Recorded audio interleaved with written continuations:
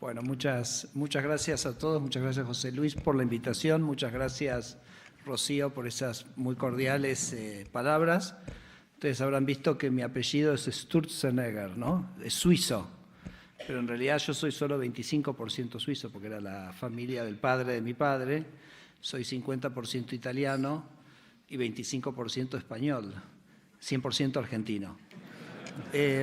Y menciono esto porque obviamente Argentina hace muchos años fue una meca, ¿no? Un lugar de atracción de gente de muchísimos países europeos y de muchísimos países de todo el resto del mundo.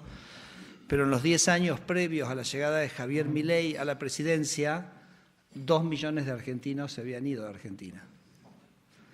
Y se nos habían ido los jóvenes, se nos habían ido nuestros hijos. O sea, después de 15 años sin crecimiento económico, después de 50 años de un crecimiento pobrísimo, se nos habían empezado a ir nuestros hijos. Y ese es el precio más alto que podemos pagar por el fracaso económico, ¿no? Esa idea de que íbamos a terminar viendo a nuestros nietos crecer en el Zoom y no poder tenerlos cerca. Y los argentinos somos muy familiares, somos muy amigueros y nos gusta tener a la familia cerca y estábamos perdiendo eso, ¿no? Entonces creo que por eso en diciembre del 23 los argentinos llegaron a la conclusión que había que hacer un cambio absolutamente radical, había que avanzar en una dirección absolutamente opuesta a la que se había avanzado durante los previos 15 años, durante los previos 50 años, y eso lleva a la elección de Javier Milei a la presidencia, que venía, claro, con un discurso absolutamente radical, ¿no? Porque si los argentinos durante 50 años habían escuchado que el Estado les iba a resolver todos sus problemas o que el Estado era la solución a todos los problemas,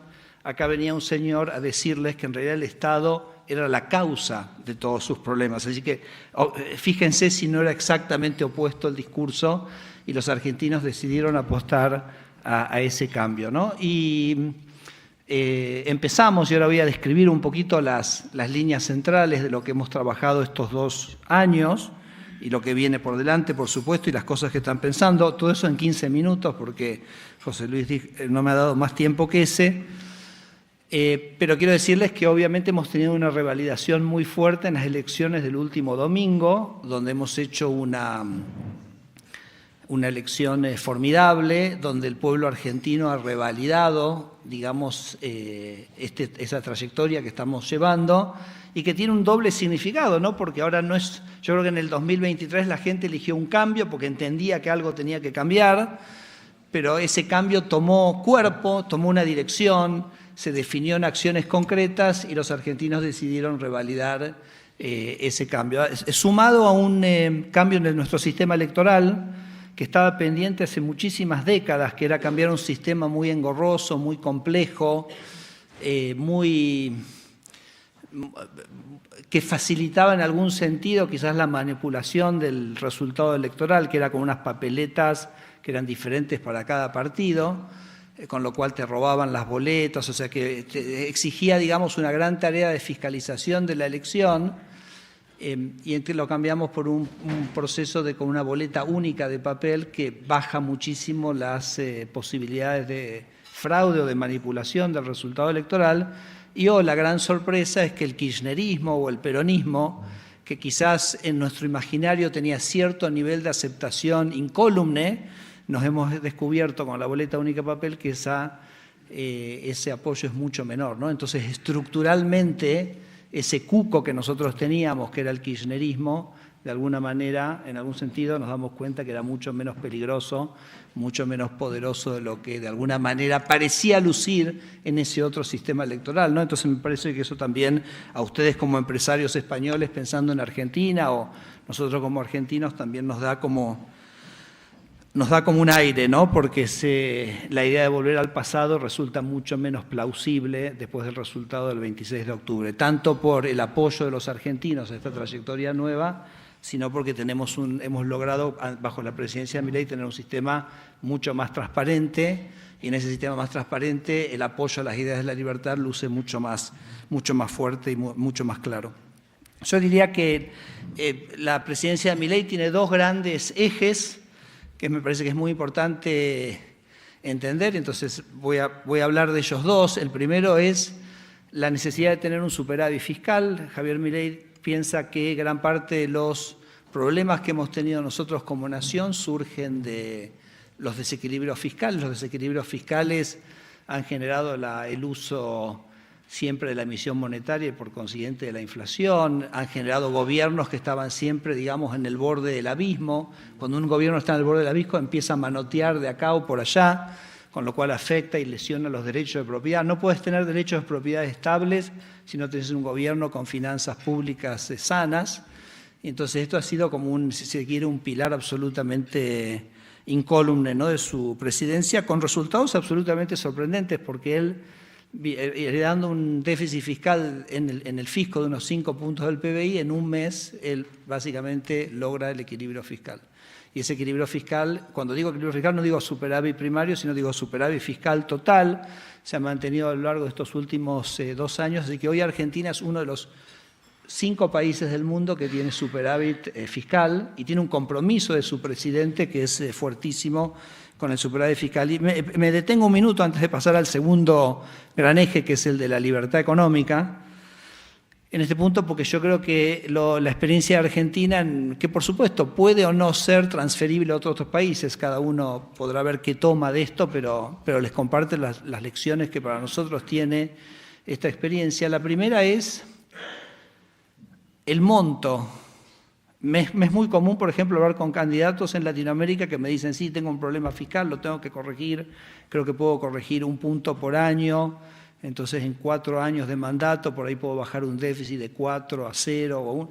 Y digo, ¿por qué 1 punto por año y no 5 en un mes, ¿no? Entonces como que la gente se queda absolutamente choqueada, como diciendo, pero esto no. Bueno, eso es lo que hizo Javier Milei. Entonces nos invita Javier Milei a pensar un poco fuera de la caja, ¿no? Out of the box, a pensar quizás de una manera más creativa, más diferente. Por ahí Javier fue tocando temas que parecían tabú y que de repente los disolvió como pompas de jabón y no pasó absolutamente nada, ¿no? A veces un poco nuestras limitaciones están en nuestra mente y no verdaderamente en la realidad de lo que se puede hacer, y creo que Javier nos enseña que uno puede ser, se puede pensar quizás con más audacia, creo que es una buena palabra, respecto al equilibrio fiscal. Lo otro que fue muy interesante es que en general nos decían que si uno hace una corrección fiscal, en el caso de Argentina fue de 5 puntos del PBI, fue una caída del gasto público de 30 puntos, así como les digo, así medio como inmediata, nos decían vas a llevar a la economía a una recesión económica. Y eso a nosotros siempre nos pareció que era una idea totalmente descabellada, porque cada gasto que el gobierno hace es un impuesto que le tengo que cobrar a la gente para financiarlo. Los suizos esto, le digo, lo tienen muy claro. Entonces, en realidad, el ajuste no es bajar el gasto, el ajuste es subir el gasto. El ajuste es subir el gasto. ¿Por qué el ajuste es subir el gasto? Porque subir el gasto quiere decir que yo tengo que cobrar más impuestos para financiar ese gasto. Entonces, subir el gasto es ajustar a la gente. Bajar el gasto me permite bajarle los impuestos a la gente. Entonces, en realidad, claro, bajar el gasto es un ajuste para la política, pero para la gente es liberarle los recursos que vuelven a ellos para que la gente pueda decidir en qué gastar su propio dinero y no que sea un político el que decide en qué gastar su dinero. Entonces, yo no sé quién nos logró convencer que el ajuste era bajar el gasto. ¿Me siguen la idea de lo que estoy diciendo? Es exactamente al revés, ¿no? De hecho, por supuesto, hay economistas que ya lo habían trabajado esto, sobre todo economistas italianos, Alberto Alesino, Francesco Giavazzi. Ellos habían estudiado las correcciones fiscales en Europa y habían encontrado que las correcciones fiscales que se implementaban bajando el gasto eran expansivas. Claro que eran expansivas, porque cuando vos bajás el gasto, entonces bajás los impuestos que tenés que cobrar para financiar ese gasto. En Argentina, Javier bajó el gasto 5 puntos, bajó los impuestos 5 puntos. El impuesto más importante que bajó fue el impuesto inflacionario, porque parte de esa baja de gasto permitió bajar el déficit que se financiaba con emisión. Y eso, la inflación es un impuesto sobre todo a los más desfavorecidos, y eso permitió sacar a 12 millones de Argentina, ponerlos por encima de la línea de pobreza, ¿no? Entonces, imagínense si... y la economía en el primer año, diciembre 24, comparado con diciembre 23, creció 6 puntos. Así que lejos de esa corrección fiscal, esa baja de gasto, generar una recesión, generó exactamente lo contrario, ¿no? Y me parece que eso es una reflexión muy interesante, porque nos metieron en la cabeza lo contrario, y entonces ya tomamos eso contrario como una verdad revelada, cuando en realidad el resultado es lo opuesto. Y termino esta reflexión sobre lo fiscal con una cosa adicional, que es, también te quieren hacer creer, ¿quién te quiere hacer creer? Los políticos te quieren hacer creer, porque el gasto público es mucha plata para que gasten los políticos. Los políticos te quieren hacer creer que bajar el gasto es impopular. Y yo digo, ¿cómo puede ser que bajarle los impuestos a la gente, porque bajar el gasto, bajarle los impuestos sea impopular? En realidad bajar el gasto es popular.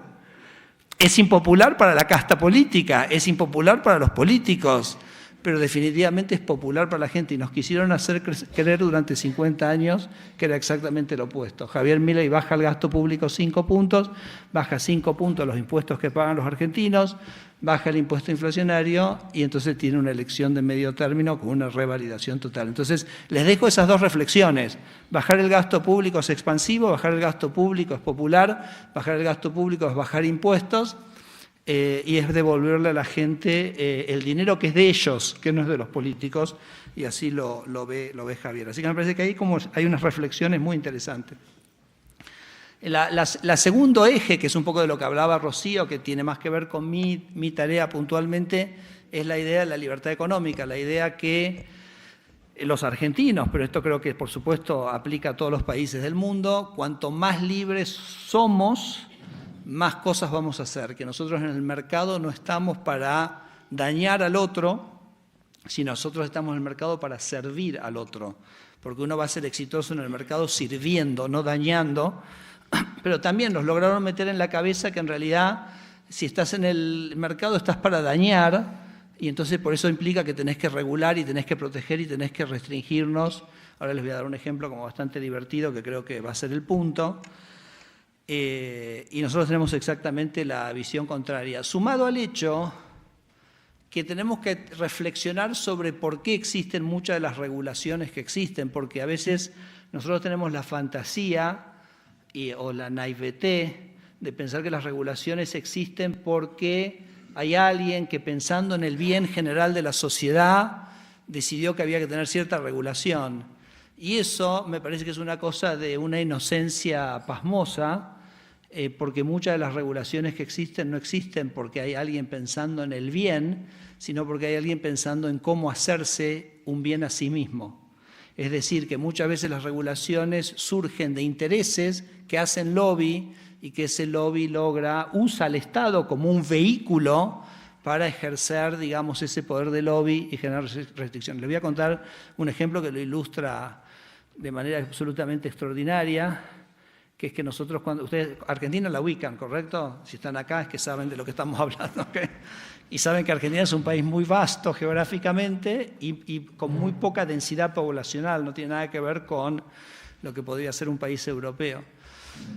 Entonces, en Argentina estaba prohibido la provisión de Internet vía satélite, que si ustedes piensan un segundo es ideal para Argentina, porque uno tiene lugares muy remotos, muy inaccesibles, tiene un puesto rural que está a 60 kilómetros, 100 kilómetros, es imposible, no hay manera que tenga sentido mandar una fibra óptica a 100 kilómetros para atender a una familia.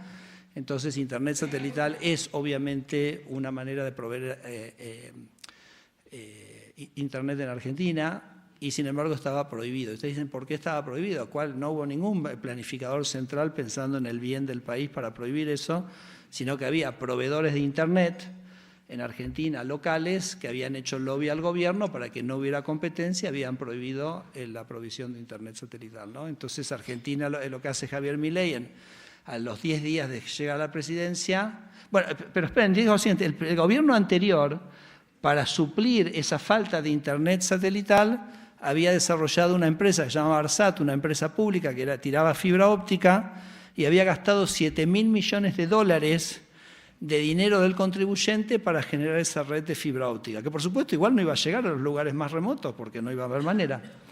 ¿Qué hace Javier Milei? Tiene un enfoque totalmente diferente. Agarra ese papelito, lo rompe, al papelito que prohibía, A las 2 semanas, varias empresas de Internet satelital empezaron a proveer servicios de Internet en Argentina. Por supuesto, el nombre más conocido, que ustedes lo conocen todos, es Starlink.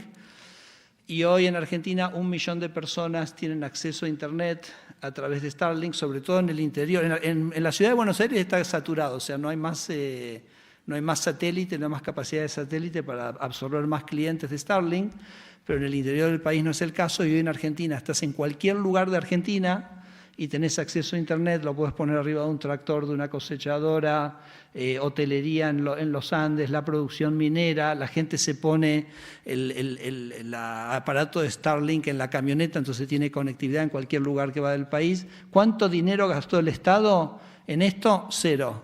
¿Cuánto tiempo le tocó para que la infraestructura esté disponible? 0. Lo hizo simplemente con libertad económica y dejando que el mercado supla y ahorrándose los 7.000 millones. Si lo hubiéramos hecho en un principio, nos hubiéramos ahorrado los 7.000 millones de dólares de dinero de los contribuyentes en esta locura. Entonces me parece que es un buen ejemplo y de eso les puedo dar miles de ejemplos de lo que hemos hecho de generar libertad económica. Les doy un par de ejemplos más. Por ejemplo, hemos desregulado, así como Argentina es un país muy vasto, la comunicación. Ustedes acá, por ejemplo, tienen los trenes, ¿no? Porque tienen mucha densidad y en distancias cortas, pero en Argentina no tendría ningún sentido mover a la gente entre ciudades, porque tenemos densidades y ciudades mucho más chicas y distancias mucho más largas. Entonces el tránsito tiene que ser por avión. Entonces liberado totalmente la actividad aerocomercial en Argentina, tanto es así que si ustedes tienen un avión de 6 plazas o de 19 plazas, vienen, nos piden, les autorizamos inmediatamente para que ustedes operen como una aerolínea para vuelos comerciales. Entonces un montón de aviones que estaban parados en los aeropuertos hoy pueden empezar a volar comercial para proveer servicio a otras ciudades y hoy 1 millón de argentinos tienen acceso a un vuelo comercial a menos de 50 kilómetros que cuando Javier Milei llegó a la presidencia no existían. ¿Okay? Pero bueno, infinidad de ejemplos, podría estar horas y horas contándoles ejemplos de cómo la desregulación económica nos ha ayudado. Debo decirles una cosa y después ya voy a pasar a mi último punto, José Luis, y abrimos a la conversación. Uno de los motivos por los cuales a mí me ha resultado tan fácil, podríamos decir, o tan efectivo la agenda de desregulación, es por el accionar propio del presidente y por el uso de una herramienta extraordinaria que tienen los presidentes hoy que se llama X. ¿Ubican X? Todos ubican X, ¿ok? Yo estoy un poco adictivo, pero bueno, ya tiene efectos sobre la productividad. Entonces, ¿por qué digo que X es fundamental para el proceso de reforma? Porque supongamos que yo voy en Argentina, doy una conferencia y digo voy a desregular tal actividad económica. Claro, y siempre hay un interés del otro lado, ¿no? Hay siempre un interés que se ve afectado, porque como yo les decía, las regulaciones en general están armadas para generar barreras de entrada, para proteger ciertos sectores. Entonces eso inmediatamente está, ya los periodistas obviamente huelen el conflicto y entonces ¡pum!, ya va ahí como titular en el diario, ¿no? Y cuando sale el titular del diario, Sturzenegger dijo que va a desregular tal sector, ¿qué hace el presidente? Ve el titular y lo retuitea, ¿no? Y dice bravo, o vamos, o nada, o simplemente lo retuitea. Entonces eso es muy interesante porque el lobby... ¿Ustedes juegan al truco acá? ¿Conocen el juego del truco? No, a ver. Entonces, tienen que ser argentinos por eso, no importa. Entonces, el lobby dice, pero acá el presidente ya se ha pronunciado respecto de esto. El MUS. ¿Y cuál el ancho de espada qué sería? ¿Qué sería? ¿Qué sería el ancho de espada acá? ¿Hay una carta que mata a todas? Bueno, hay una carta que mata a todas, entonces cuando el presidente retuitea la desregulación, es mi carta que mata todo, porque el lobby que supuestamente tendría que pelear contra esa desregulación, entonces diría, bueno, pero si acá el presidente, ¿a quién le voy a hacer lobby?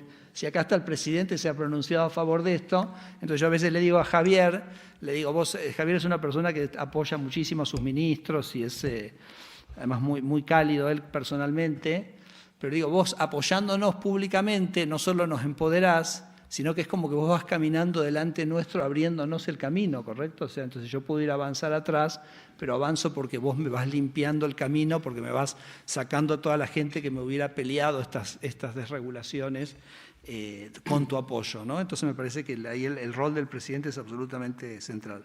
Les cuento para finalizar,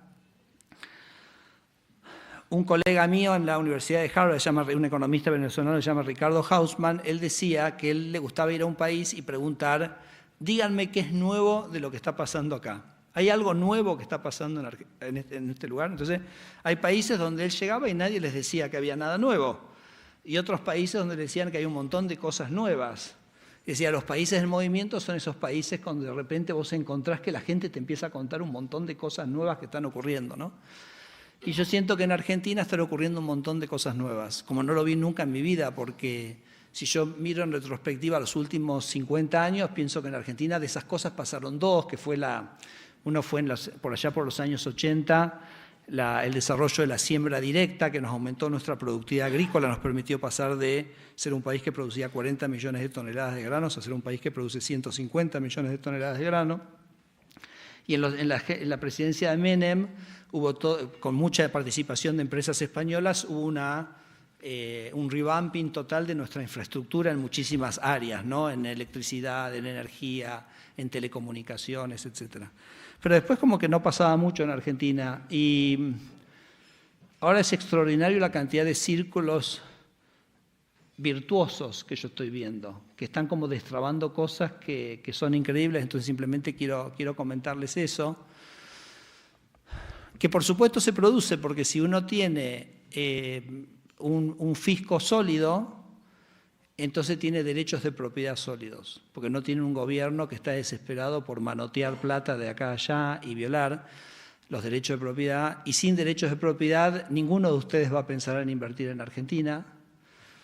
Y nosotros además somos muy conscientes que Argentina fue el peor alumno de la clase durante muchísimos años, ¿ok? Y que recién lo único que hemos hecho nosotros es entregar el primer homework, ¿ok? O sea, no, ¿me siguen lo que estoy diciendo? O sea, 50 años, pues hacíamos lío, bochinche, nos portábamos mal, desaprobamos, bueno, ahora entregamos un homework, ¿ok? Entonces está bien, no es suficiente. Lo entendemos perfectamente, estamos totalmente tranquilos, solo lo que tenemos es un rumbo y lo vamos a mantener, y entonces un día después, bueno, ahora el 26 de octubre no solo entregamos un homework, sino que dijimos, no, y la verdad que queremos seguir entregando los homeworks. Eso, bueno, está bien, muy interesante. Bueno, tendremos que seguir entregando los homeworks y eventualmente ustedes se sentirán más o menos cómodos, dependerá también de la industria para volver a Argentina y volver a apostar a Argentina, pero eso somos totalmente conscientes. En Argentina se está produciendo, entonces déjenme contarle algunos de estos círculos virtuosos que veo.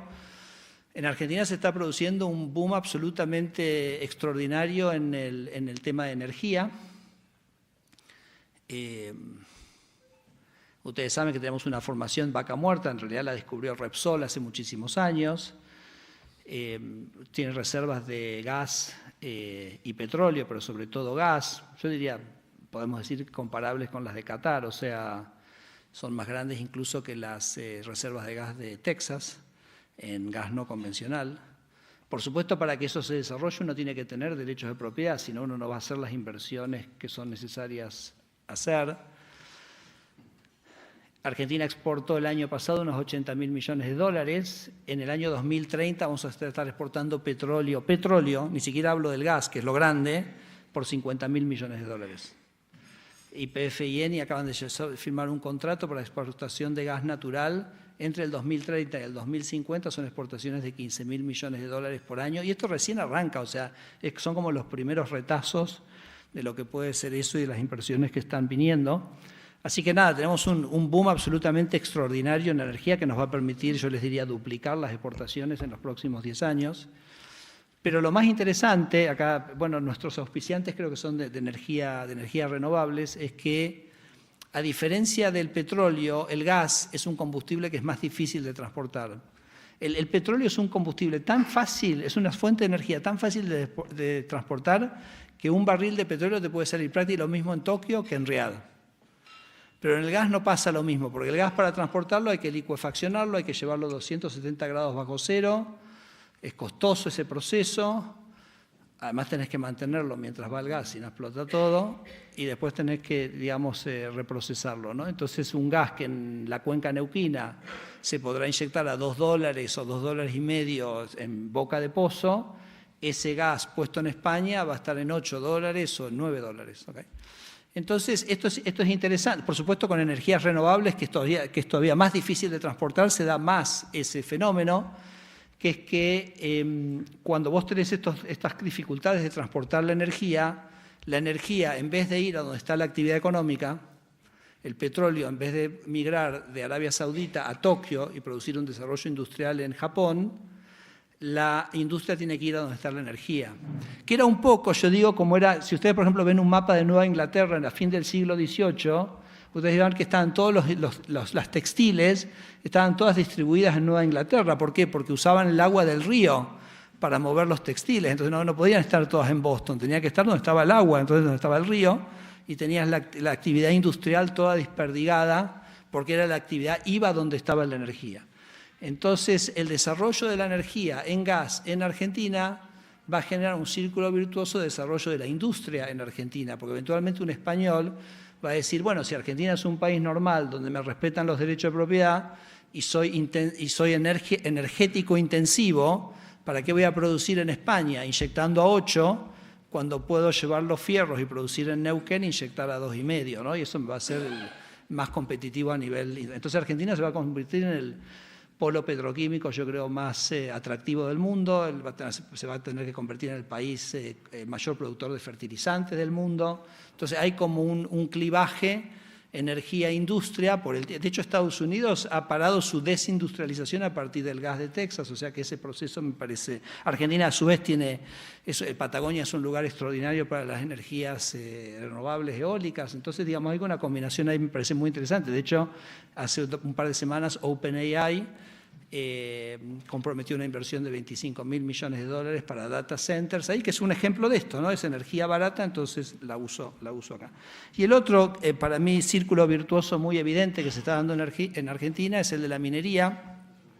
Ustedes saben que Chile exporta más de $50.000 millones en productos mineros, nosotros exportamos 4.000. Como yo siempre digo, hay dos hipótesis para eso. Una es que cuando Dios creó los Andes, estaba ahí, no Dios, y dijo, bueno, acá está el borde y vamos a poner todo el cobre y el oro de un lado y del otro lado barro. Sería una hipótesis que podríamos tener, para aquellos que son religiosos podrían albergar esa hipótesis. La otra es que hemos tenido un marco regulatorio que ha hecho imposible el ejercicio de la minería y hemos tenido un país con tan poco respeto por los derechos de propiedad que, por supuesto, la minería es una actividad intensiva en derechos de propiedad. Si uno no tiene buenas instituciones, porque la minería es hundir plata pensando que te van a respetar un contrato. Entonces, si un gobierno no puede pagar el bono que vence en 6 meses, ¿qué me va a cumplir un contrato a 30 años de cierta estructura tributaria? Entonces, por eso el presidente Milei hace tanto énfasis en la santidad de los derechos de propiedad y el hecho de esta estabilización sin afectar un solo derecho de propiedad. Bueno, entonces creo que hay una percepción sobre una mejora en los derechos de propiedad en Argentina. Eso ha hecho que haya muchísimo interés en la actividad minera en Argentina. Nuevamente, les digo, Chile simplemente nos da el parámetro. En 10, 15 años tendríamos que estar exportando lo mismo que ellos, unos $50.000 millones. Hablaba de que Argentina el año pasado exportó $80.000 millones. Pero el círculo virtuoso, ¿dónde se produce? Se produce que, por ejemplo, las mineras nos dicen, bueno, yo puedo venir, pero solo si tengo trenes, porque yo si no tengo trenes no hago nada, no puedo hacer nada con el material. Entonces, justo estamos privatizando el Belgrano Cargas, que es una serie de ferroviarias que tenemos hace muchísimos años en un estado no muy funcional, y entonces dicen, buenísimo, y cuando les contábamos la cantidad de dinero que había que invertir para poner estos trenes en funcionamiento, se mordían la lengua para no reírse, ¿no? Porque para ellos eran realmente números muy pequeños, con lo cual si nos volviéramos a juntar, si me inventaras el año que viene, José Luis, vamos a estar el año que viene, vamos a estar en el medio de un boom de inversiones en ferrocarriles en Argentina. La red ferroviaria se va a estar poniendo totalmente a punto, lo mismo un tren que va desde Buenos Aires a Neuquén, que es donde está Vaca Muerta, donde las empresas petroleras están diciendo yo comprometo carga para quien quiera tomar a operar este tren, con lo cual un pendiente que tenía Argentina hace 70 años, que era el desarrollo de su industria ferroviaria para trenes de cargas, probablemente en un año y medio, va a ser un panorama absolutamente diferente en Argentina. Y después, todas las economías regionales que, digamos, de alguna manera están en la traza de esos trenes, encuentran su problema de logística totalmente superado, ¿no? Así que, nada, estoy viendo un montón y podría seguir, por ejemplo, la industria forestal, el tratado que vamos a estar, lo que se está charlando con Estados Unidos para acceso al mercado norteamericano. En fin, uno va recorriendo Argentina y va encontrando como que de repente es como que nada, como que se despertó el país, ¿no? Y que empiezan a aparecer un montón de oportunidades y un montón de negocios que siempre estuvieron ahí, pero que nos faltaba esto, ¿no? Nos faltaba estabilidad, nos faltaba respeto de los derechos de propiedad. Y bueno, creo que las elecciones del domingo, nada, es una revalidación de que estas son las cosas que los argentinos quieren. Así que hemos entregado estos primeros 2 años, hemos entregado en tiempo todos nuestros deberes. Parece que el alumno quiere seguir y quiere apostar a esto. Y me parece que todo esto es lo que nos hace ser tremendamente auspiciosos sobre el futuro de Argentina. Muchas gracias.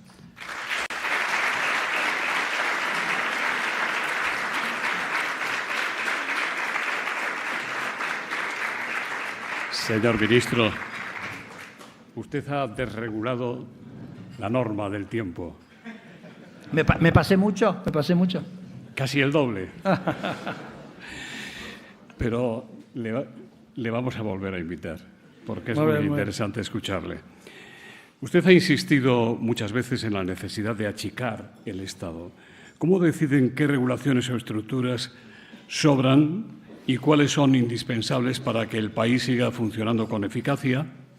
En estos meses de gestión, ¿qué resultados concretos puede mostrar la desregulación en materia de inversión, empleo y eficiencia del gasto público en grandes números? Bueno, les daba ciertos ejemplos, ¿no? Por ejemplo, 1 millón de argentinos con acceso a vuelos por la desregulación aerocomercial, desregulamos el mercado de alquileres. Teníamos una ley de rent control, lo desregulamos, liberamos totalmente y el precio de los alquileres cayó 30%, 8 millones de argentinos. Hemos hecho cambios en transporte que han permitido bajar el costo del transporte 40%. En fin, podría seguir. Pero me parece interesante la pregunta sobre cómo nosotros elegimos qué hacer, ¿no? Y la verdad que nosotros empezamos a trabajar 2 años antes que llegara Javier a la presidencia.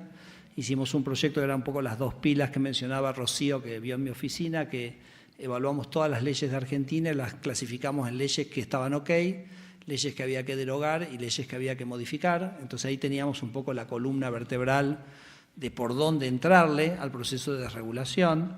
Pero por ahí les quiero contar una historia que es como la más que contamos, que es muy graciosa, que es que nosotros también escuchamos mucho. Entonces, por ejemplo, yo cuando voy a un programa de televisión en Argentina le pido a la gente que es víctima, ¿no? O sea, a las víctimas del Estado les pido, cuéntenme cómo el Estado les hace miserables sus vidas, ¿ok? Y la gente me escribe. Entonces les voy a contar una historia que es muy graciosa. Entonces me escribe uno y me dice, Federico, ¿me podés ayudar con mis sandías? Eso era lo que decía el mensaje. Entonces le digo, escúchame, ¿qué problema tenés con tus sandías? Que no te salen buenas. No saben bien. Me dice, no, mis sandías están buenísimas. Me dice, de hecho exporto sandías, pero tengo el problema de que el SENASA, que es como el organismo que hace el control sanitario agrícola, me exige que las sandías yo las empaquete de una manera particular. Y tengo un problema porque mi cliente afuera no quiere ese paquete, sino que quiere otro paquete. Entonces le digo, hace 10 años estoy peleando con el SENASA diciéndole, déjenme empaquetar las sandías como quiere mi cliente afuera. Me dice, porque no es plutonio. O sea, son sandías, ¿ok? Si me permiten, ¿a quién carajo le importa? No sé si tienen esa palabra ustedes acá. ¿A quién carajo le importa cómo yo empaqueto la sandía? Hice imposible, ¿no? Entonces, me dice, entonces al final, como hace 10 años que no logro resolver este problema, lo que hago es empaqueto las sandías como me pide el SENASA, porque si no, no me autorizan la exportación. Y entonces cuando el barco sale de puerto, a los 100 metros le pido que pare, mando 60 ñatos a subirse al barco, rompen todos los paquetes y vuelven a empaquetar como quiere mi cliente afuera. ¿Okay? Y yo le digo eso, ¿what? Entonces le digo a mi equipo, esto tiene que ser real, porque si me lo quiero imaginar, no me lo puedo imaginar. O sea, este nivel de absurdez no me lo puedo imaginar, entonces tiene que ser real. Y entonces empiezo a investigar y me doy cuenta que lo que el tipo me había hablado era la punta, ¿vieron la punta del témpano? ¿Vieron que el témpano está 10% arriba del agua y el 90%? Bueno, empecé a descubrir el 90% que estaba abajo. Todas las frutas en Argentina tenían una paquete de cosas de los militares. Los militares, por ejemplo, tenían la idea de que vos, Argentina, solo podías exportar el producto premium.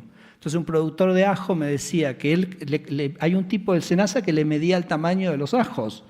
Si la cabeza de ajo era chica, no le permitía exportar. Me dice, yo exporto a Corea para hacer puré. No importa el tamaño de la cabeza de ajo.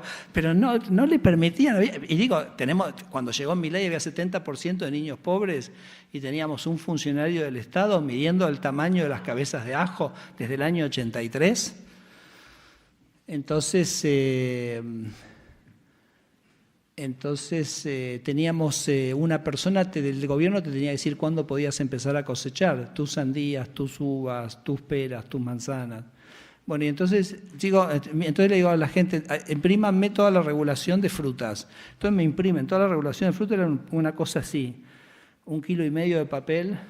Yo digo, bueno, tenés que sacar un doctorado en literatura primero y después te haces productor de manzanas, porque para leer todo esto, o sea... Y entonces dije, ¿cómo hago para resolver esto? Y entonces hice una cosa totalmente radical que fue, hablé con el de SENASA, le digo, decime, ¿qué tendría que hacer el Estado en frutas? En ese pila de 1,5 kilos de papel, hasta te medían el tamaño de la canilla de los vestuarios. ¿Ok? Entonces el tipo me dice dos cosas, me dice, nosotros tenemos que hacer dos cosas. Primero, que necesito saber quién produce qué, porque si hay una peste, yo necesito poder trabajar con los productores para contener la peste. Perfecto. Y después lo otro que tenemos que hacer es dar los certificados fitosanitarios de exportación, porque yo no puedo mandar un producto contaminado a España, porque donde lo abren, ven que está contaminado con alguna mosca o lo que fuere, cierran el mercado argentino hasta que puedan verificar, auditar, etc. Entonces puede ser tremendamente costoso. ¿Algo más? No, nada más. Perfecto. Yo veía la pila de 1,5 kilos atrás de papel, nada más, ¿estás seguro que nada más? No, nada más, listo. Entonces escribí una norma que era de básicamente 2 artículos. La emisión del fitosanitario y básicamente que te tenías que registrar y decirle simplemente al SENASA, estoy acá, produzco peras. Entonces pasamos de 1,5 kilos de papel a 80 gramos de papel. O sea que más o menos eliminamos el 95% de las regulaciones por kilo, ¿viste? Porque no, si nos ponemos a leerlas no podríamos hacer la cuenta. Bueno, y eliminamos todas esas restricciones y hoy tengo en mi oficina, no sé si te la mostré, Rocío, tengo una estatua que me mandaron los productores de sandías. Me llaman el Messi de las sandías, ¿no? Y entonces estoy yo con la camiseta de Messi, con una sandía, me hicieron una escultura. Y nada, entonces son como ejemplos de lo tremendamente absurdo, cómo nos dejamos atosigar de regulaciones que realmente no tienen ese sentido. Entonces, José Luis, a tu pregunta de cómo lo hacemos de esa manera, lo hacemos escuchando a la gente que nos dice, lo hacemos con ese trabajo que hicimos de 2 años, de hacer ese panóptico de todas las leyes para entender dónde estaban como dirían, ¿no? Los pain points, ¿viste? Que dicen las que hacen negocios. Y lo último que miramos, para terminar la respuesta, es los diferenciales de precios. O sea, si yo tengo un producto que en Argentina se vende al mismo precio que en España, digo, bueno, qué sé yo, tan mal no estaré, no habrá tanto para hacer acá. Ahora, si un juguete Lego se vende en Argentina y es el valor más alto en todo el mundo, digo, acá tengo un problema. O si veo que los medicamentos en Argentina valen 5 veces lo que valen en España, 20 veces lo que valen en India, digo, tengo un problema acá. Entonces, los diferenciales de precio también son como un indicador de por dónde tengo que ir. Una de las reformas que usted ha destacado es la de la eliminación de barreras para el Internet satelital y la apertura de la plataforma Starlink de Elon Musk, como ejemplo de regulación obsoleta. ¿Cómo evalúan ustedes los posibles efectos negativos de una desregulación demasiado acelerada, por ejemplo, sobre competencia, controles sectoriales o derechos de los ciudadanos? A mí me parece una pregunta interesante porque yo lo que veo con los burócratas es que toda regulación es un trade-off entre riesgo y retorno. Y cuento yo la historia, no sé si han leído la biografía de Elon Musk, la de Isaacson, se las recomiendo, que es espectacular. Y entonces hay una escena muy impresionante que es cuando estaban empezando con SpaceX. Y entonces uno de los ingenieros le dice, bueno, para tirar los cohetes tenemos que hacer este test y este test, ¿no? Entonces Elon Musk dice, qué interesante, me gustaría saber quién es el ingeniero que ha propuesto estos tests, así procedo a su despido, ¿ok? Porque no veo ninguna necesidad de hacer todos estos tests. Entonces alguien así todo asustado levanta la mano y le dice, no, Elon, el problema es que el que lo pide a esto, justo está acá Elon, entonces dice, el que ha propuesto esto es NASA, que es justamente los que nos están pagando los cohetes, ellos nos piden que hagamos estos tests. Entonces ahí se agarra la cabeza y dice, ahora entiendo por qué estos pibes, los cohetes les salen 10 veces más, tardan 10 años más, pesan 10 veces más y no vuelan. Porque, claro, si vos querés que... NASA tiene una frase que dice, failure is not an option. Entonces, ustedes nunca harían un business plan donde failure is not an option, porque sería demasiado caro hacer un business plan donde failure is not an option. Tendrían que tener tantos reaseguros que matarían el plan. Entonces, ciertos riesgos siempre hay que correr. Entonces, yo veo, ¿por qué traigo a colación esta referencia? Porque veo que en mi discusión con los burócratas, el burócrata tiene una imaginación que supera a Borges, supera a Cortázar, supera a Gabriel García Márquez, supera a Saramago, en todas las cosas terribles que van a pasar si dejas que la gente sea libre. ¿Ok? Pero no hay absolutamente, no está sobre la mesa puesto todas las cosas que vos destruís y que no van a nacer y que no van a ocurrir, producto de todas esas cosas que vos ponés para cubrir esos riesgos que ni siquiera sabés si existen, que es como todos esos backups que le quería poner la NASA a los cohetes de Elon Musk. Yo a veces doy un ejemplo que es que cruzar la calle es algo muy peligroso, porque hay gente que muere cruzando la calle, ¿correcto? Sin embargo, eso no es óbice para que prohibamos a la gente cruzar la calle, ni tampoco es óbice para decir que no haya acá como lo llaman las cebras, paso de cebra, o sea, no, prohibamos los pasos de cebra y reemplacémoslos por puentes, que la gente en cada paso de cebra hagamos, entonces ahí vamos a estar seguros que nadie va a morir cruzando un paso de cebra. Entonces, pero el costo, se entiende, ¿no? O sea, el costo-beneficio no da. Ministro. Sí, pero digo, esta discusión que es muy obvia con el paso de cebra, no es para nada obvio en el resto de las discusiones. Entonces es como que se carga la regulación de protecciones de cosas que no sabemos si existen. Entonces lo que digo, José Luis, para terminarte la frase, porque ya veo que me querés cortar, digo, nos tenemos que animar a tomar ciertos riesgos, como nos tenemos que animar a que haya pasos de cebra, y van a pasar cosas absolutamente increíbles. Y si existe algún problema, ya llegará el momento de identificarlo y resolverlo en ese momento, pero no matarlo antes de que arranque, porque es demasiado lo que estamos destruyendo producto de esa regulación. Perdón. Yo no tengo motosierra todavía. Bueno, sí la tengo, pero no la tengo aquí. La sintonía entre don Javier Milei y el señor Donald Trump ha sido uno de los titulares internacionales tras las elecciones legislativas. Aquí se ha hablado del ticket electoral Milei-Trump. ¿Cómo interpreta usted esa afinidad desde el punto de vista económico y de la agenda de desregulación?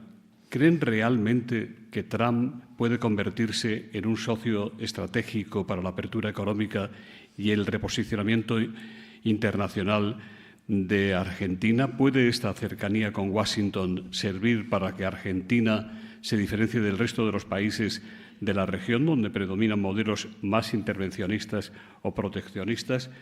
Marina Artusa, del diario Clarín, le pregunta qué factibilidad real existe de desplazar a China de Argentina y de la región, según pretende o pidió el presidente de Estados Unidos, Donald Trump. ¿Qué opina de los cambios en el gabinete? Bueno, ahí me mareaste porque me cambiaste. Agarramos la primera pregunta, que es lo de Trump. La primera pregunta, que es lo de Trump. Pues después me preguntaste de China y después me preguntaste del gabinete. Entonces, sí. ¿Cuál de las tres crees que...? Pues después me retás que hablo mucho. Sírvase, sí. Sírvase. Vamos, Trump, respuesta, sí. ¿Querés que diga un poquito más? No, a ver, la respuesta es sí, porque la pregunta era si, digamos, hay un acuerdo estratégico, hay una alianza que es perdurable, y yo creo que sí, porque no solo por la afinidad personal que hay entre Trump y Javier Milei, sino porque creo que geopolíticamente y estratégicamente Argentina pasa a ser un socio muy relevante y muy confiable de Estados Unidos en la región. Javier Milei desde el primer momento ha tenido un alineamiento en su política internacional clarísima, que ha sido con Occidente, y Occidente para él es básicamente Estados Unidos e Israel, y creo que él ha sido, así como ha sido tan contundente con lo del superávit fiscal, ha sido igual de contundente con su política internacional, y creo que eso es lo que lo hace un socio confiable a Argentina de Estados Unidos. Y los socios confiables hacen esto, ¿no? Buscan oportunidades para mejorar, tener mayor integración comercial, mayor integración financiera, ayudarse mutuamente. Me parece que eso es lo que hemos visto hasta ahora y me parece que seguramente vamos a seguir en ese sendero, no tengo absolutamente ninguna duda. Así que eso... Trump respecto a las negociaciones comerciales no puedo decir mucho porque estamos en un proceso de conversaciones con ellos. Es un proceso de conversaciones donde, como ya lo hemos dicho, creemos que van a aparecer oportunidades muy interesantes para varios sectores productivos a partir de esa integración con Estados Unidos, pero nada, lo voy a dejar ahí porque tenemos un acuerdo de confidencialidad de ellos y no soy yo la persona que tiene que anunciar, digamos, las características de eso, ¿no? Y tampoco tengo mucho para decir de los cambios en gabinete, que son un resorte, por supuesto, exclusivo del presidente de la Nación. Se han producido varios cambios en el gabinete en Argentina después de las elecciones y todavía faltan más, ¿no? Porque tanto Luis Petri, que es el ministro de Defensa, como Patricia Bullrich, que es la ministra de Seguridad, van a asumir sus bancas en el Congreso a partir de diciembre. Pero bueno, los gobiernos son así, ¿no? Son objetos, digamos, que van moviéndose en el tiempo y puntualmente la elección de la cual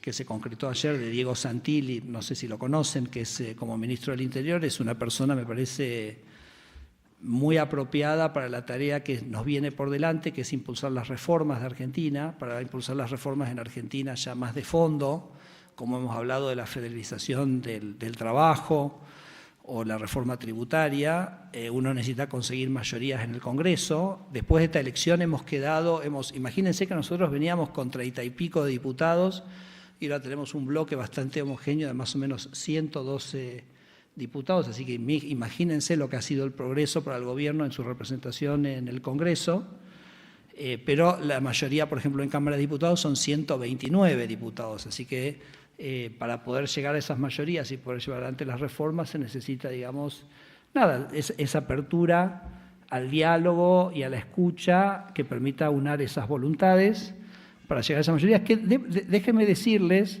que sí lo logramos hacer en el primer año de gestión, porque en el año 2024 nosotros sacamos leyes importantísimas como la ley Bases o la propia ley que cambió el sistema electoral, de lo cual hablé al principio, y lo hicimos con 30 y pico diputados, ¿no? O sea que tenemos mucha voluntad de diálogo, ahora eso está mucho más al alcance de la mano, pero me parece que Diego Santilli es la persona absolutamente apropiada para llevar adelante esas negociaciones, así que lo veo todo muy, muy bien.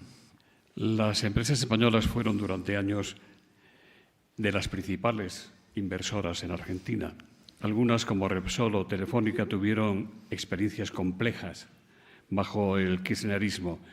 ¿Qué ha cambiado hoy para que esas compañías puedan operar con previsibilidad y seguridad jurídica? ¿Qué mensaje enviaría, señor ministro, a las empresas españolas que ya están presentes en Argentina y que durante años convivieron con inestabilidad regulatoria o con controles cambiarios excesivos.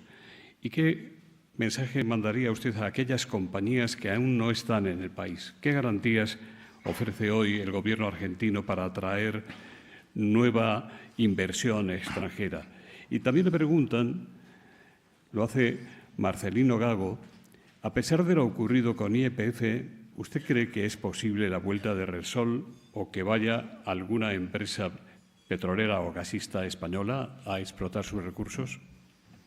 Bueno, me parece que es una pregunta totalmente válida y creo que en algún sentido en toda mi presentación traté de hablar de eso, ¿no? O sea, hice varias referencias a que hemos sido el peor alumno de la clase mucho tiempo y me refiero a este tipo de inseguridad jurídica a la cual muchas empresas españolas que también lo mencioné, en los años 90 fueron responsables de una revamping total de nuestra infraestructura en nuestro país, fueron sometidas, ¿no? Y creo que nosotros, el proceso de revertir eso no es simplemente pararse delante de un podio y decir, vengan, que ya cambió todo, sino es un proceso. Y es un proceso donde nosotros tenemos que, ahora la parte la tenemos que cumplir nosotros.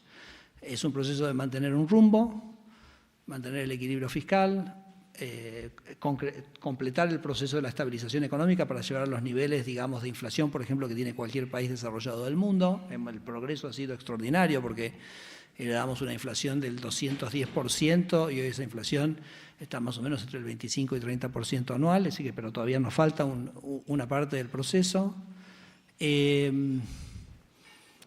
Y nos falta esto que dice el presidente, que es respetar los derechos de propiedad y demostrar que lo podemos hacer y que lo podemos sostener en el tiempo.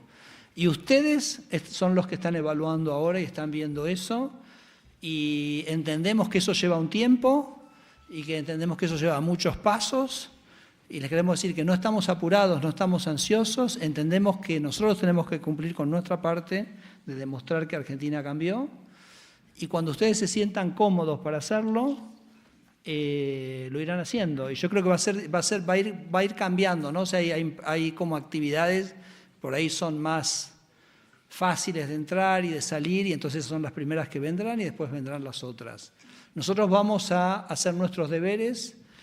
Creo, repito, ya lo dije varias veces, pero creo que para ustedes es muy interesante el espaldarazo que el propio pueblo argentino le dio a este proceso de reforma, porque ya habla de un proceso que no es solo impulsado por el gobierno, sino que es sostenido y apoyado por el conjunto de la sociedad. También mencioné que el cambio del régimen electoral le baja el peso electoral al kirchnerismo, yo digo en el largo plazo, ¿no? O sea, nosotros al kirchnerismo lo llamamos riesgo Cuca, ¿okay? Si me permiten la expresión, ¿okay? Riesgo Cuca, porque le decimos los kirchneristas, le decimos Cuca. Entonces, el riesgo Cuca no solo cayó en el corto plazo por el resultado electoral, sino que cayó en el largo plazo, porque parte de eso que ellos mostraban en realidad era cómo ellos manipulaban el régimen electoral y eso no va a ser posible en el futuro, ¿no? Entonces, nada, son todos pequeños pasos, estamos con los brazos abiertos, pero entendiendo que para que vuelva a haber confianza en Argentina, nosotros tenemos que demostrar que hacemos las cosas bien.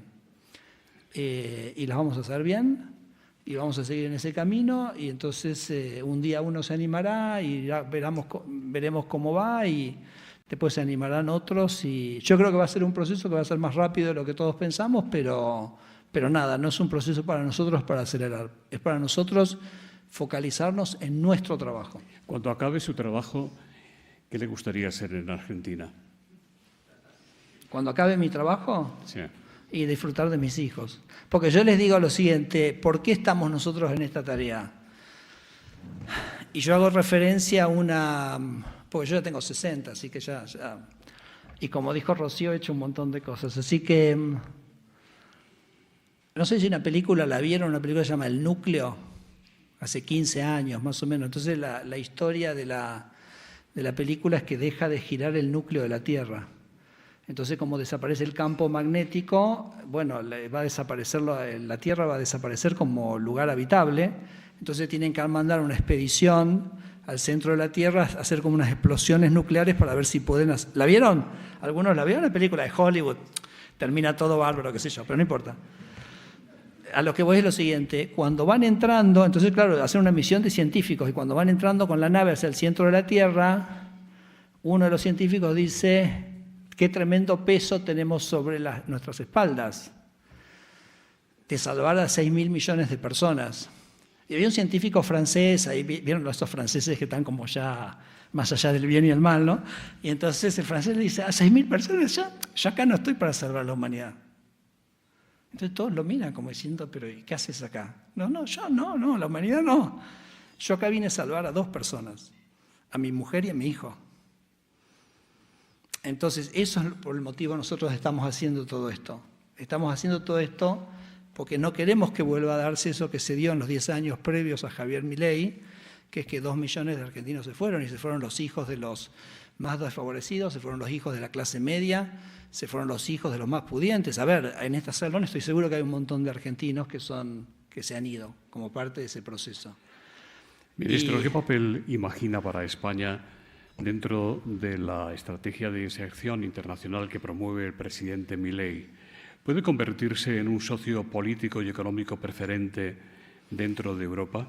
¿O mientras esté el señor Sánchez al frente de nuestro gobierno, caben más bien pocas expectativas? Daniel del Sol, de Servimedia, le pregunta cómo está la relación entre el gobierno de Argentina y de España, por lo que usted conoce, y qué diferencias ve entre el gobierno de Sánchez y el gobierno de Ayuso. A ver, yo no me voy a meter en temas de política española. Argentina está abierta para todas las empresas y todas las personas que quieran venir a invertir. Absolutamente que la orientación política del gobierno del cual vienen tiene absolutamente ninguna relevancia para nosotros. Y además nosotros somos liberales, ¿no? Y creemos muchísimo en la diversidad de ideas, en el debate de ideas. Javier es un debatidor nato. No tenemos la misma orientación, obviamente, pero respetamos que cada país elige la orientación que quiera elegir y está todo bien con nosotros. Sí, Javier Milei es una persona absolutamente apasionado por las ideas de la libertad, es un convencido que la libertad es el mecanismo para generar prosperidad en el mundo.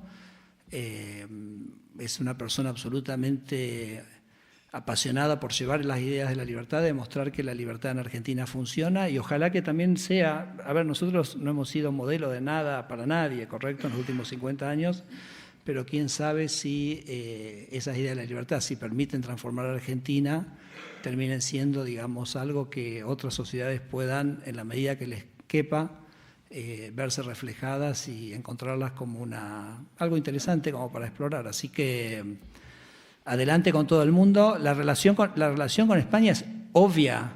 A ver, el 35% de la inmigración argentina fue española, tenemos lazos, o sea, ustedes caminan por Buenos Aires y ven las mismas caras que ven en Madrid, culturalmente, el idioma.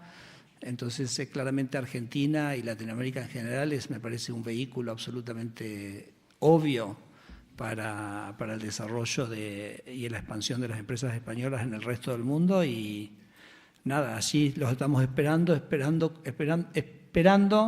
que podamos demostrar que somos mejores que lo que fuimos en el pasado. El presidente Milei ha sido muy crítico con el Mercosur, al que considera un bloque más político que económico. Le preguntan si cree que el Mercosur, en su formato actual, es compatible con la agenda de desregulación y apertura global que impulsa usted. ¿Cuál debería ser la posición de Argentina frente al acuerdo Mercosur-Unión Europea? Sí. Le pregunta José Ignacio Salafranca, que fue embajador de la Unión Europea en Argentina, si piensa que se podrá firmar a principios de diciembre y si existe el riesgo de que Argentina abandone el Acuerdo de París. Con respecto al Tratado de Unión Europea con Mercosur, el presidente Milei es un gran defensor, un gran impulsor. Yo creo que para nosotros sería un cambio radical porque mucha de nuestra estructura industrial para mí es como parecida a la italiana, ¿no? Vieron que los italianos tienen esas empresas que son de tamaño medio, pequeño, pero que son muy creativas, muy de nicho, que se insertan dentro de una cadena productiva europea de bienes de valor agregado. Tenemos la misma creatividad y la misma capacidad para generar ese tipo de desarrollo industrial en Argentina, pero claro, necesitamos integrarnos de una manera más orgánica dentro de esa cadena de producción que es la europea, ¿no? Así que creo que están dadas las condiciones para avanzar con eso después de muchos años. Se han ido dando pasos sucesivos, pero me parece que sería como extraordinario ese avance para Argentina. Creo que también sería muy conveniente para la Unión Europea. Con respecto al Mercosur, decir que es incompatible, etcétera, son palabras como me parecen muy tajantes y muy fuertes que no quiero usar, pero sí les puedo comentar que a mí me pasa, por ejemplo, ¿se acuerdan lo que les conté del ajo? Porque nosotros, por ejemplo, en todo lo que es fruta, sacamos toda la regulación que tenía que ver con la calidad. Pero nosotros dejamos solo la regulación que tenía que ver con la sanidad. Porque la calidad es una cosa que la marca el mercado. O sea, ¿qué tiene que el Estado decir si una pera es grande o chica? Ya el consumidor dirá si quiere la pera grande o chica y el productor tendrá que adecuarse. Pero, por ejemplo, el Mercosur tiene un montón de regulaciones de calidad, ¿no? Entonces, yo saco por un lado y después viene el SENASA y me dice, sí, Federico, pero acordate que el Mercosur nos pide que tengamos la regulación de calidad. Entonces, creo que sí tenemos un trabajo por delante muy, muy grande con el Mercosur, que es a nivel de las áreas técnicas para llevar el proceso de regulación al Mercosur en general, ¿no? Así que, pero nada, tengo mucha confianza que ese proceso se va a poder hacer exitosamente. Jorge Sicilia, del BBVA, le da la enhorabuena por los resultados de las elecciones intermedias y le pregunta si es el tipo de cambio efectivo real apreciado un impedimento para el desarrollo económico sectorial de aquellos sectores sin la ventaja competitiva del precio de la energía. ¿Es alcanzable en un tiempo razonable el nivel de productividad necesario o será Argentina un ejemplo de enfermedad holandesa? Sí, bueno, una cosa que sí vale la pena, que no, la periodista que me pregunta no tenía por qué saberlo. En general yo no hablo de los temas de macroeconomía, no hablo de temas de tipo de cambio, no hablo de temas de política monetaria, no hablo de temas tributarios, por una cuestión, no porque no tenga una opinión, sino me parece que esas son competencias del ministro de Economía. Y en un equipo es bueno que cada uno trabaje en su zona, ¿no? Correcto, de la cancha, sobre todo porque en estos temas es muy importante que haya una voz única, articulada, etcétera, con lo cual yo no contesto preguntas sobre eso, pero lo que sí puedo decirles es que, yo les comenté que Argentina exporta 80.000 millones de dólares y les dije que en el año 2030 va a estar exportando 50.000 millones de dólares de petróleo. Y que después viene el gas, y que la minería, que los chilenos exportan 50.000 millones, nosotros 50.000, entonces tenemos 50.000 millones de dólares para crecer en exportaciones de minería. Entonces Argentina va a un proceso en los próximos 10, 15 años. Sí se mantiene el equilibrio fiscal y sí se mantiene el respeto por los derechos de propiedad, que va a ser de Argentina, va a tener un boom exportador, ¿no? Y el boom exportador, en términos, ya lo sabemos esto, cualquier país que tiene un boom exportador, eso afecta el tipo de cambio real de equilibrio, tiende a apreciar el tipo de cambio real de equilibrio, lo cual va a implicar un desarrollo gigantesco del sector servicios en Argentina, que en general es muy bueno para el empleo, porque el sector servicios es mucho más empleador que el sector transable en muchos casos. Y ese es un proceso estructural en el cual Argentina me parece que está claramente lanzado, ¿no? Así que simplemente la pregunta sí la pondría en el contexto de este desarrollo general que estamos teniendo del potencial exportador de Argentina, sin hablar de lo que hablé de OpenAI, sin hablar de la industria forestal, sin hablar del potencial de la industria farmacéutica en términos de exportaciones, sin hablar del potencial en acero y aluminio, porque piensen, por ejemplo, que el aluminio también es una industria que se fundamenta en el acceso a energía barata, ¿no? Entonces también, así como yo les decía, que vamos a ser el productor más grande del mundo de fertilizantes y de petroquímicos, también en aluminio vamos a tener una ventaja competitiva. Entonces, toda la discusión sobre el tipo de cambio real me parece que hay que enmarcarlo dentro de ese desarrollo del sector transable que está viviendo Argentina. Pedro González, de Atalayar, dice, aunque las urnas han consagrado las políticas liberales del presidente Milei, ¿no cree que la nostalgia por las ayuditas clientelares pueden resucitar el populismo kirchnerista? Bueno, es una extraordinaria pregunta esa. Es la pregunta. porque Argentina tiene un sistema de status quo, ¿no? Tiene un sistema de intereses creados. Yo a veces digo que Argentina es muy, en la superficie luce muy inestable, pero en su estructura básica de poder es muy estable. O sea, si uno mira, por ejemplo, los sindicalistas argentinos, son las mismas personas hace 40 años. No estoy hablando de que hay un sindicato de camioneros que es fuerte. Estoy diciendo que la persona que dirige el sindicato de camioneros es la misma persona hace 40 años. Ahora está 40 años más viejo, ¿no? Y si uno, por ejemplo, hace una foto de los empresarios de Argentina hace 20 años, por ejemplo, la Asociación Empresaria Argentina, que es la asociación de los empresarios más grandes, y sacáramos una foto hace 20 años y la traemos ahora, vamos a ver que están prácticamente todas las mismas personas. Entonces, Argentina tiene una estructura de poder que es una sociedad de status quo, que ha logrado generar esa arquitectura legal, que es la que yo trato de desarmar, que ha generado privilegios. Por eso nosotros a veces decimos que en Argentina el problema no son los ilícitos, que también lo son, por supuesto, lo podrán ser, sino los lícitos. El problema son los lícitos, porque esta estructura de poder a través de la arquitectura legal ha generado estos privilegios y tiene un brazo ejecutor, ese status quo tiene un brazo ejecutor que es el Partido Peronista. Por eso yo digo, el Partido Peronista es el partido conservador de Argentina. Sería como el Luis XVI en la Edad Media, ¿no? Y los sindicatos serían como la Iglesia y los empresarios prebendarios o cortesanos serían los terratenientes. ¿Okay? Entonces, y Javier Milei es la Revolución Francesa, ¿no? Entonces tenemos que quebrar esa estructura y quiero decirles que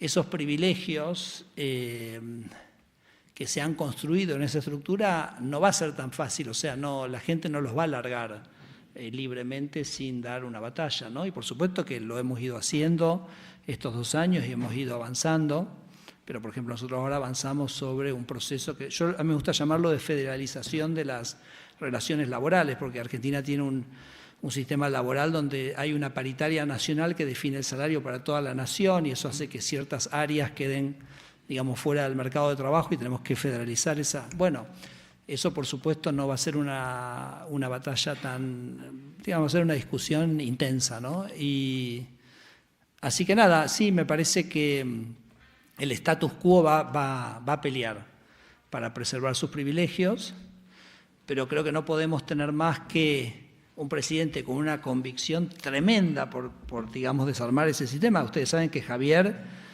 hizo campaña en contra del sistema de la casta, porque los argentinos estaban, si me permiten un término un poco coloquial, estaban podridos de pagarle los privilegios a esas castas.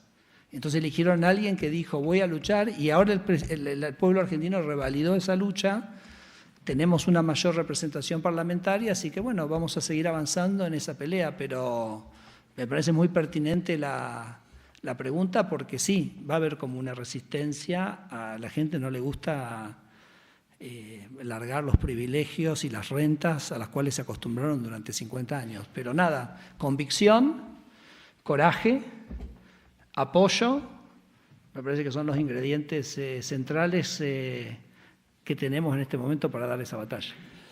Siento no poder hacerle cantidad de preguntas que me habían llegado, finalizamos con esta, si le parece. ¿Cómo imagina el papel de Argentina en este nuevo contexto global en el que busca integrarse a las economías más abiertas del mundo? Y mirando hacia adelante, ¿qué indicadores considera claves para medir el éxito de esta transformación del Estado argentino, de la que usted es protagonista esencial por delegación del presidente Javier Milei? Bueno, a ver, Argentina es uno de los países más cerrados del mundo. Parte de esa arquitectura legal hizo de Argentina... A ver, que Argentina sea el país más cerrado del mundo no vino de un repollo. Eso fue fuerzas, digamos, de lobby que nos llevaron a ese lugar. Así que el crecimiento económico, la apertura económica, la reducción de la pobreza, son todas variables que me parece que claramente, por supuesto, la consolidación de la estabilización. Fíjense qué loco, ¿no? Que no lo puse primero. Si hubiera estado dando esta charla hace un año, sería lo primero que hubiera dicho, pero ya es tanto, por ejemplo, los argentinos hoy ya no están ya prácticamente la inflación no aparece como una preocupación dentro de o ha bajado mucho en el ranking de las preocupaciones de los argentinos. Fíjense que lo menciono cuarto, quinto, pero les diría, vuelvo a lo que ya reiteré varias veces. Hace el año pasado, volviendo a la conferencia de IDEA con el presidente, estaba yo ahí mirando Twitter y sale una encuesta donde dice cuántos de nuestros jóvenes querían irse o no del país. Y entonces en esa encuesta salía que el 80% de los jóvenes no quería irse del país.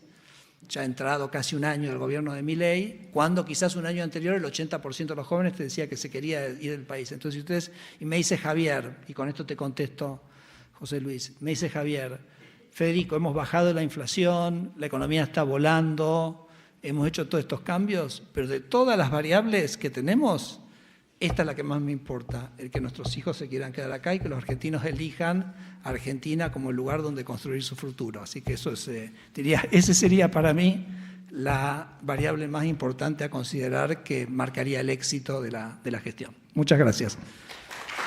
Un momento.